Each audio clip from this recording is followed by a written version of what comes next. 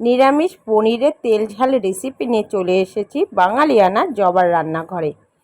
কড়াইতে তেল দিয়ে তেলটাকে ভালো করে গরম করে পনিরে একটা শেপ করে কেটে নেওয়া হয়েছে। পনিরগুলিকে হালকা করে ভেজে নেওয়া হচ্ছে। সেই তেলেই গোটা এলাচ, দারচিনি আর শুকনো লঙ্কা ফোড়নে দিয়ে আগে থেকেই ধনেপাতা, টমেটো, আদা আর গোটা জিরে একসাথে পেস্ট করে নেওয়া হয়েছে।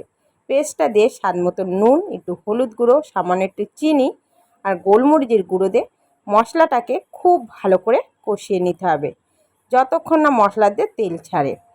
ভালোভাবে কষিয়ে নিয়েছি। ভেজে রাখা পনিরগুলোকে দিয়ে ভালোভাবে নাড়িয়ে চাড়িয়ে পরিমাণ মতো একটু জল দিয়ে কাঁচা লঙ্কা দিয়ে সেদ্ধ হতে দেবো ঠিক 5 থেকে 10 মিনিটের জন্য। ভালোভাবে রেডি হয়ে গেল আজকের পনিরের তেল ঝাল রেসিপি। ভালো লাগলে অবশ্যই সাবস্ক্রাইব করবেন আমার চ্যানেলটি আর একটা লাইক ও কমেন্ট করে পাশে থাকবেন।